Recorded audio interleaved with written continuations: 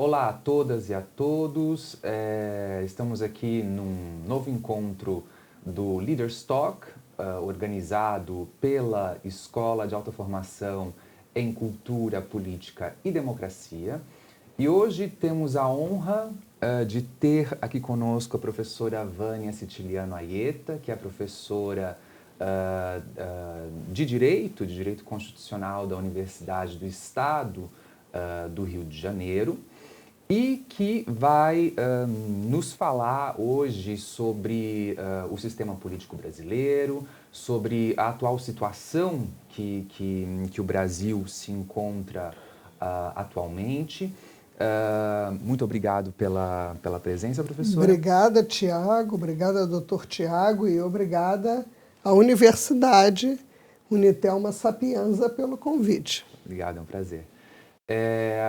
Então, eu gostaria de iniciar esse debate fazendo uma pergunta um pouco mais abrangente sobre o que aconteceu no Brasil muito recentemente, que foi o que a gente pode definir de uma descoberta, né, de uma arquitetura de um golpe de Estado que teve como uma das cabeças dessa arquitetura o ex-presidente da República, Jair Bolsonaro.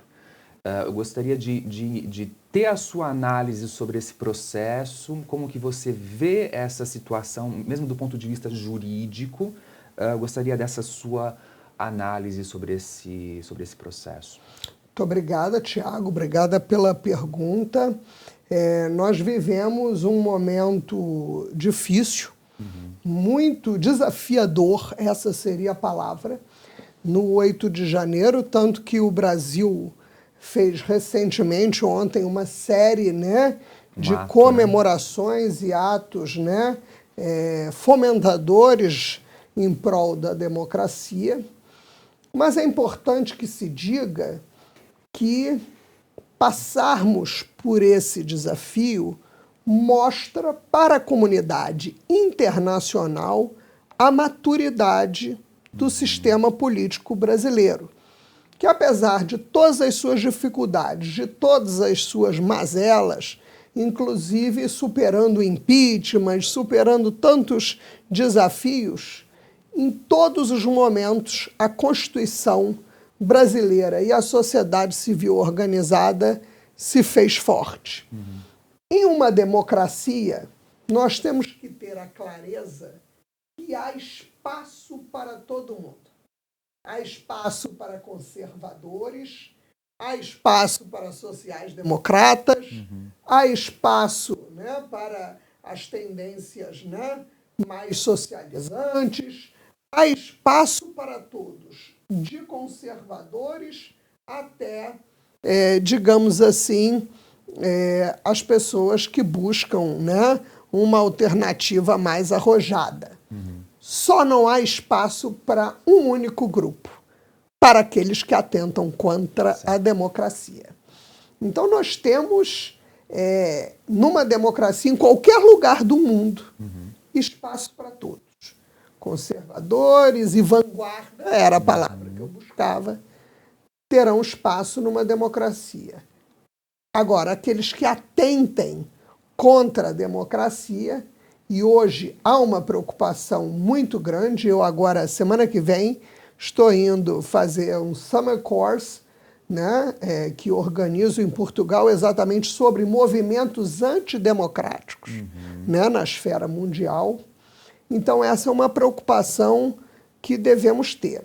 No caso do presidente da República, e aqui quero deixar, antes de tudo, bem consignado que estou fazendo um diagnóstico técnico absolutamente despido de paixões políticas. Mas é clara a participação do presidente numa tentativa de golpe de Estado, do ex-presidente. Porque isso foi, de certa maneira, colocado a público pelos próprios ministros militares, e ele mesmo, de certa forma, na sua explicação, ele colocava em xeque né, como algo que gerasse uma necessidade de uma intervenção militar, coisas que, na verdade, vieram, né, a público de que nada mais eram do que uma irresignação ao resultado eleitoral, que muitas vezes tem sido o comportamento em várias esferas institucionais daqueles que não compreendem que a democracia, antes de mais nada, um dos pilares da democracia, nos ensina Norberto Bobbio, em sua famosa obra Teoria da Política, é o aceite ao resultado. O aceite às regras do jogo. O aceite ao rule of the game.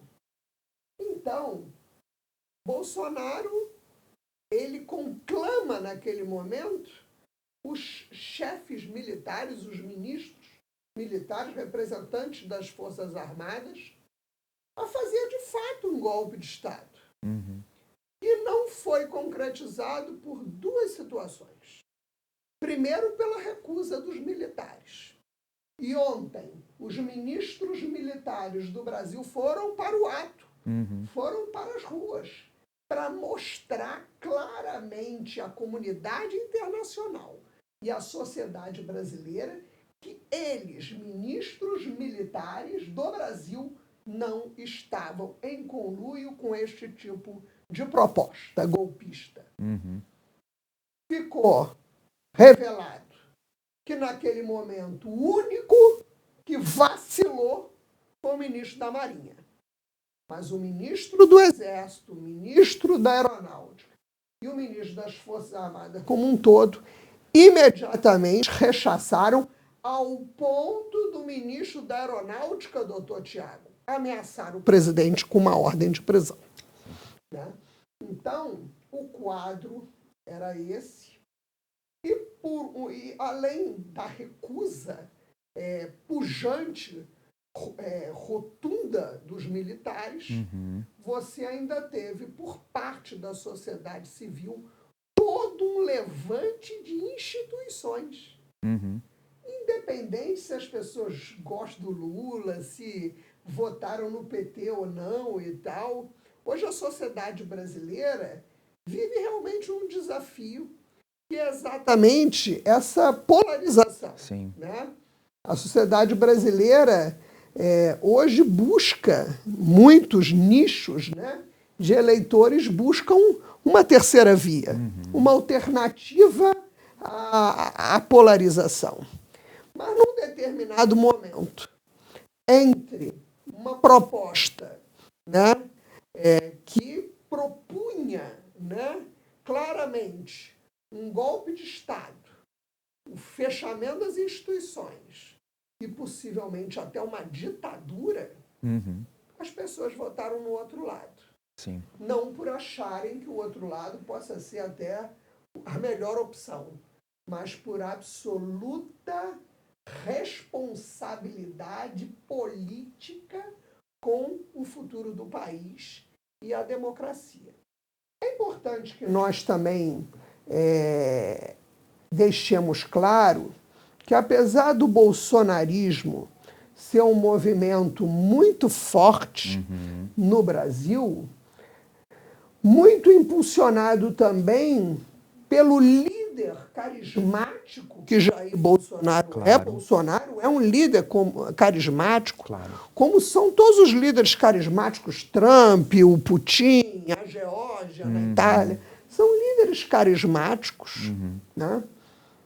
Uma coisa é o carisma Bolsonaro, outra coisa é, historicamente, fazermos um diagnóstico de tentativas golpistas de ruptura da institucionalidade democrática no Brasil.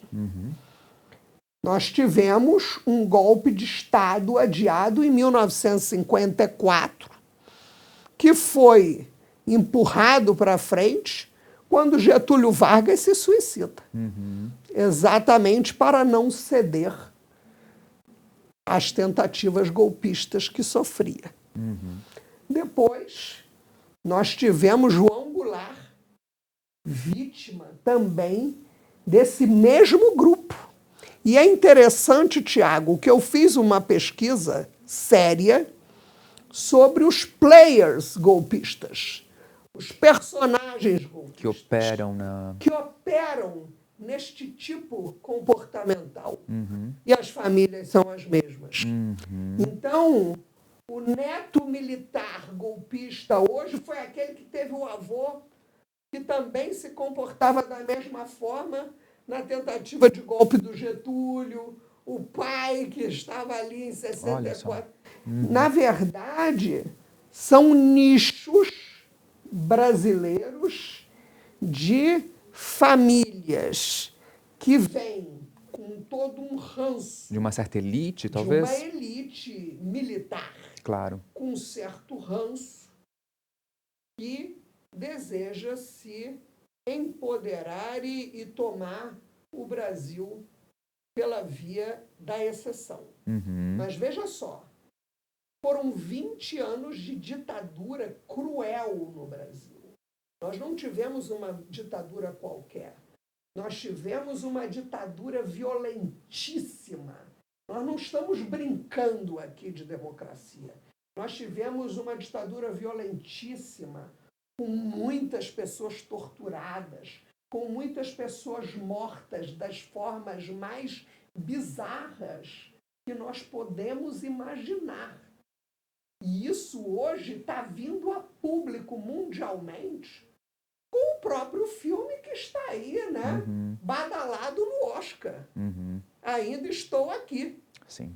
E a história de um dos maiores mártires da política brasileira. Deputado do Partido Trabalhista Brasileiro, deputado do PTB, foi o deputado Rubens Paiva. Morto da forma mais bárbara. E morreu empalado. Vocês sabem o que é o empalamento? Ele morreu empalado no Doicode, que é um lugar até perto da minha casa, né? Eu passo sempre com muito desconforto, né? Naquele prédio, onde as pessoas eram violentamente barbarizadas no Brasil. Então, nós não estamos falando de brincadeira. As pessoas hoje tratam a questão da democracia do Brasil como se fosse uma disputa de torcida entre o PT e o Bolsonaro. Eu estou falando de coisa muito séria. Eu estou falando de coisa muito séria. Eu estou falando de ruptura democrática grave, de ditadura cruel, de torturados, de coisa muito séria. E isso, Tiago, vem num legado de uma gente ruim, golpista e que defende o racismo, que defende a perseguição a homossexuais, que defende torturadores. Quando, no momento do impeachment de Dilma Rousseff, que inclusive um impeachment contestado, bastante discutido. Eu apresentei um trabalho até aqui na Itália sobre isso, num congresso organizado aqui, inclusive tendo professor Pierluigi Petrillo, num congresso volante que fizemos na região do Abruzzo, e eu apresentei, na época, né, uma tese que mostrava que aquele momento do impeachment nada mais era do que um golpe de Estado feito contra presidente. E quando Jair Bolsonaro vai votar na qualidade de deputado, doutor Tiago, naquele momento do impeachment, ele diz, em homenagem a Carlos Alberto Ustra, eu voto pelo impeachment. Quando ele faz isso, ele provoca arrepio em todas as famílias de perseguidos do Brasil, porque Carlos Alberto Ustra foi dos maiores e mais cruéis torturadores que o Brasil teve. Era um homem que colocava ratazanas nas vaginas das mulheres e coisa muito pior. Então, esse é um quadro, né, que nós temos que levar em consideração quando pensamos nessas tentativas golpistas. Não é uma questão ideológica, não é uma questão de direita ou de esquerda. Eu posso ser uma pessoa de direita e ser uma pessoa que defenda a democracia. Claro. Eu posso ser um liberal, eu posso defender a liberdade do mercado. É ou não é? São posições ideológicas perante como o Estado vai tratar as políticas públicas governamentais. Posição ideológica é uma coisa legítima. Não tem nada demais a pessoa ser conservadora ou ser uma pessoa progressista. Na verdade, são visões diferentes. E a democracia comporta espaço para todos esses grupos. Claro. Só não comporta espaço para torturadores, para golpes de Estado, né, para ditaduras. E é isso que a gente tem que combater. Muito obrigado, professora. E eu gostaria também de entender como que a senhora vê o envolvimento ou a reação, vamos assim dizer, da sociedade civil com relação a essa suposta, vamos assim dizer, né, tentativa de golpe de Estado no país, levando em consideração, primeiro, que o bolsonarismo é ainda muito forte no Brasil e que nas últimas eleições municipais, os partidos alinhados ao bolsonarismo tiveram uma votação expressiva em grande parte do país, né? Como que a senhora analisa Doutor Tiago, eu diria o seguinte, o bolsonarismo não é muito forte no Brasil. Eu corrigiria dizendo, o conservadorismo e a direita são muito fortes no Brasil. Sim.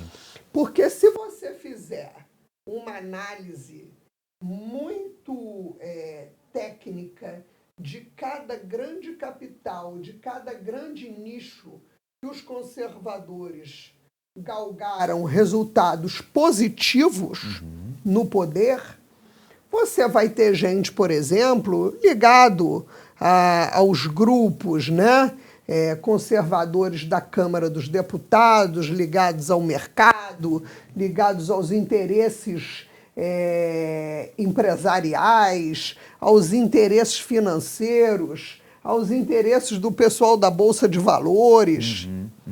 O bolsonarismo chucro, eu não... Depois até... Raiz, né, forte. O bolsonarismo, eu quero usar a palavra correta, tosco.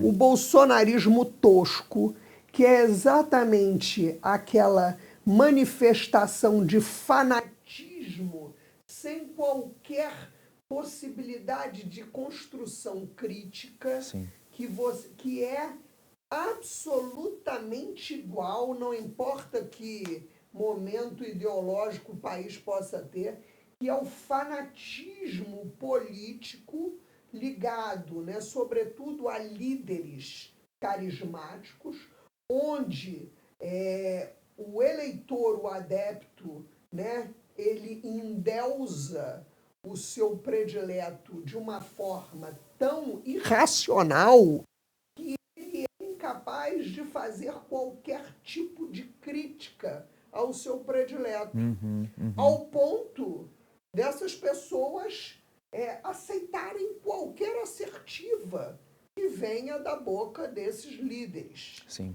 Isso você vê na direita, você vê na esquerda, você vê em qualquer lugar. Então, o Bolsonaro, ele tem na sua base de sustentação bolsões destes fanáticos, vamos chamar assim. Que é o pessoal que agarra caminhão, que vai rezar pro pneu, né? Essas coisas, né? E você vê isso, né, nas famílias, nas pessoas e tal. Mas, acredite em mim, eu tenho plena convicção que esse tipo de comportamento está num grupo reduzido, extremamente reduzido, ao ponto do Bolsonaro se preocupar com outros players da política conservadora que hoje ganham musculatura no Brasil e que podem ocupar o espaço que ele deseja se perdurar. Sim. Como o próprio Tarcísio de São Paulo, os próprios filhotes que ele criou, aquele outro também que é da mass media, né, das redes sociais, que foi candidato em São Paulo.